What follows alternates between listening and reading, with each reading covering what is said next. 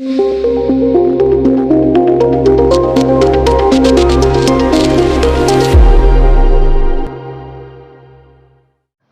या ठिकाणी आपल्या शिवजन्मभूमीच्या कन्या खऱ्या अर्थानं आपल्या शिवजन्मभूमीचा नावलौकिक त्यांनी आपल्या कार्यातून या ठिकाणी वाढवलेला आहे।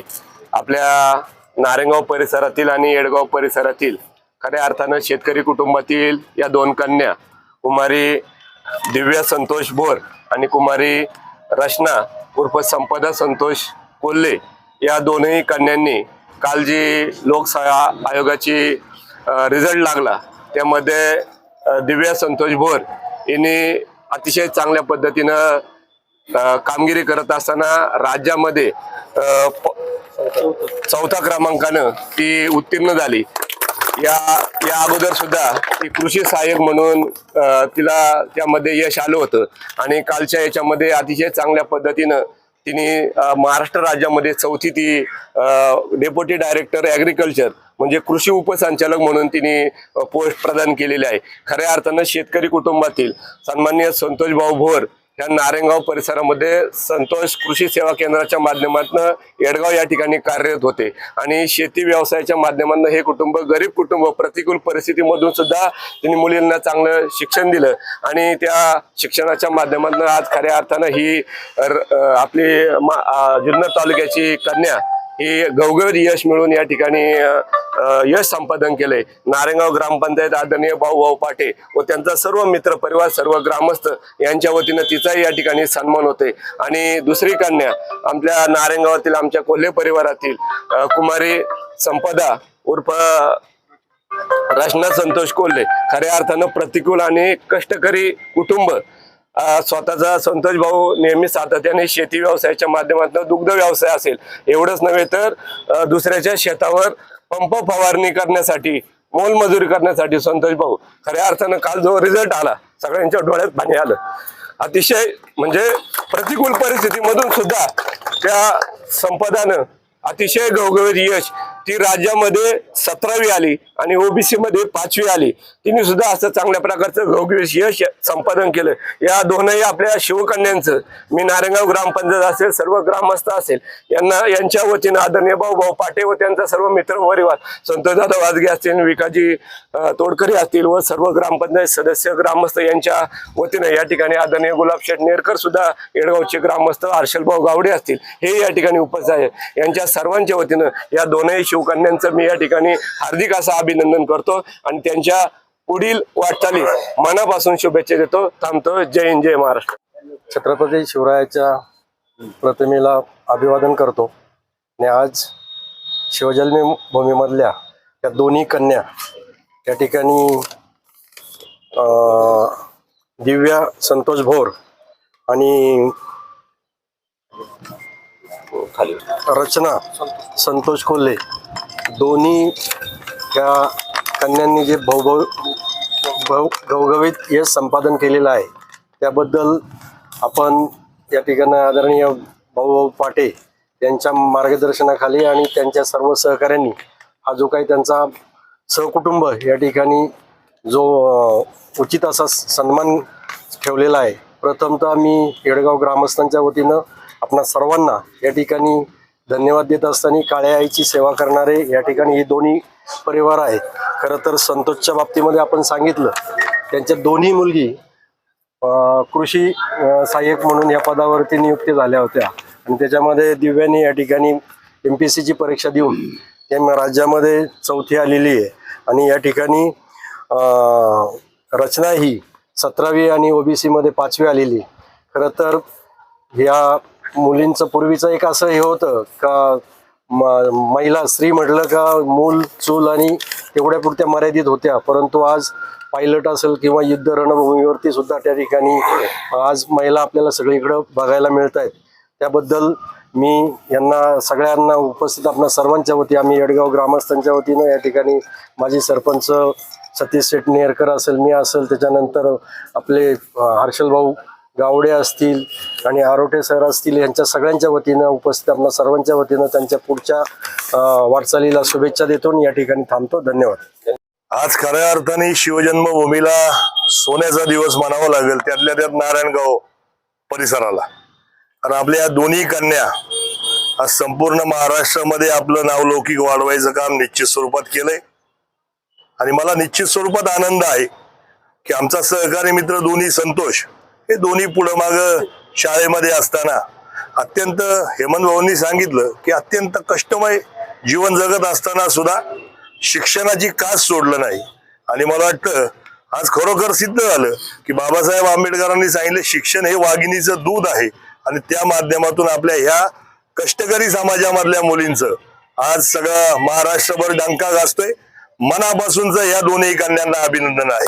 कारण अशाच पद्धतीचं सत्कार समारंभ आयोजित, मला जेव्हा आशिष सरांचा फोन आला की भाऊ आपली पुतणी आज महाराष्ट्रामध्ये चौथी आलेली आहे, खूप आनंद आणि अभिमानाचा क्षण होता. मी म्हटलं आपण हे सगळं आपली जी वैभव आहे, ग्राम वैभव आपलं गावाचं, तिथं आपण त्यांचा सत्कार समारंभ आयोजित करू.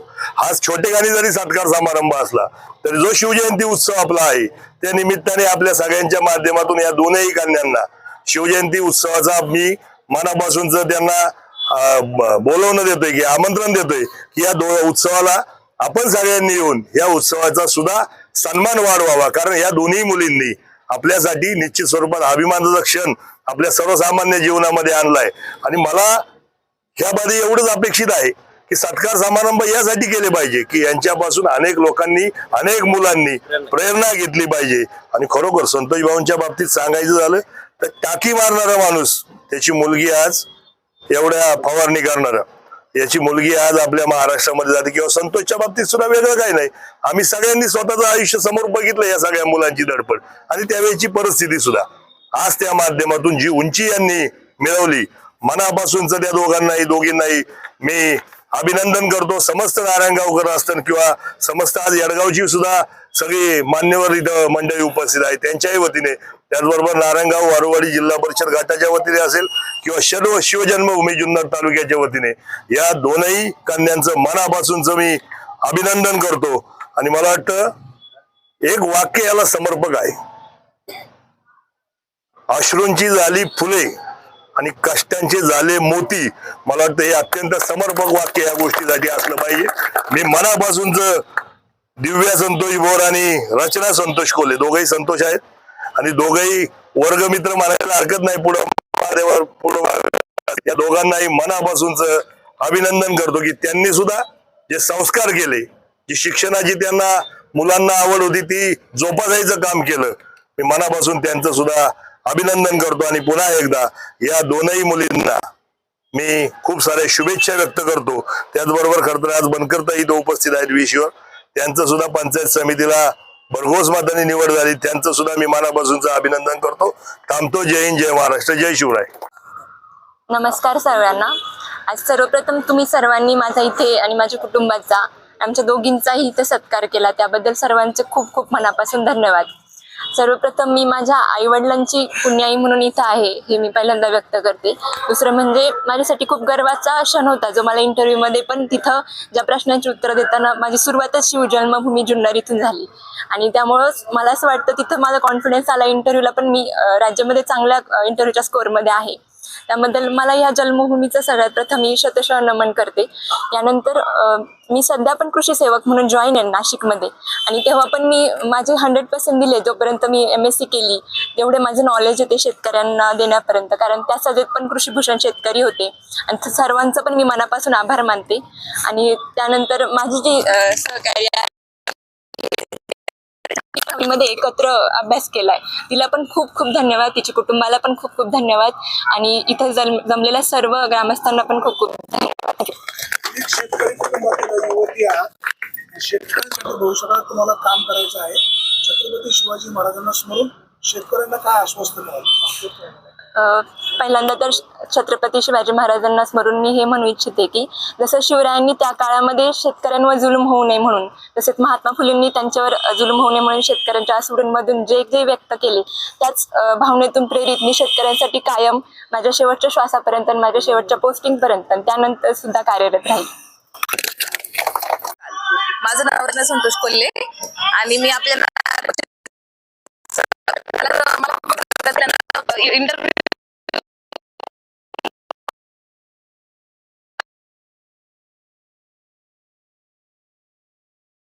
आणि जसं जसं इंटरव्ह्यू पुढे गेला तसं इंटरव्ह्यू मध्ये पण मला छान मार्क्स आले. तेच कुठेतरी माझं शिवजन्मभूमी जुन्नर वरून मी आहे याचं खूप मोठं कॉन्ट्रीब्युशन मला त्या इंटरव्ह्यू मध्ये झालं होतं. सगळ्यात म्हणजे माझं यशाचं जर श्रेय कोणाला द्यायचं असेल तर ते माझे आई वडील, ज्यांनी मला संधी दिली एवढं म्हणजे इथपर्यंत येण्यासाठी. मला तू फक्त लढ आणि कर हे माझ्या पप्पांचे वाक्य, म्हणजे त्यांच्यासाठी मी खूप म्हणजे आज मला हे होत आहे. त्यांनी मला खूप दिलं. त्याचबरोबर माझे जे लहानपणापासूनचे शाळेतले शिक्षक सर्व, मी प्राथमिक शाळेत शिकले तिथपासून ते आपल्या गुरुवर सबनीस मधले माझे काकाच मला होते सर म्हणून. त्यांचा पण मला खूप मोठा सपोर्ट होता यामध्ये. सबनीस मधले सर्व शिक्षक, त्याचबरोबर मी जे क्लासला होते भूमकर सर, संकल्प क्लास आमचा क्लासचे पण शिक्षक, तेव्हापासूनच मला खरं तर म्हणजे बळ आलं होतं. तेव्हापासूनच मला खूप अभ्यासामध्ये म्हणजे यश संपादन करता आलं. त्यानंतर आता राहुरीमध्ये पण दीदी आणि मी एकत्रच होतो अभ्यासाला. तर ही सगळी माझी जर्नी जी होती खूप अशी म्हणजे थोडीशी किचकट होती, पण मी ती पार केली. त्यानंतर ह्या नारायणगावमध्ये जिथं मी लहानाची मोठी झाले तिथंच आता माझा हा सत्कार असं होतोय. आणि ज्या मातीमध्ये मी मोठी झाले त्या मातीमध्येच मला असं एवढं सगळ्यांचा सत्कार करून असं जे प्रेम भेटतंय त्याबद्दल मी सर्वांचे खूप खूप आभार मानते. आणि खूप आनंद झालाय मला पण एवढा सगळ्या म्हणजे सत्कार सोहळा आपला जो होतोय. आणि शिवाजी महाराजांना वंदन करून एवढंच म्हणते की आता जी मला संधी मिळाली आहे महाराष्ट्र लोकसेवा आयोगामार्फत जे क्लास 1 अधिकारी म्हणून कृषी क्षेत्रामध्ये, तर मी पण माझ्या ज्या संधीचं पूर्णपणे सोनं करेल आणि शेतकऱ्यांसाठी काम करण्याची ही संधी मिळाली तिचं सोनच करण्याचा प्रयत्न करील आणि एकनिष्ठ राहून माझा पुढचा प्रवास करेल.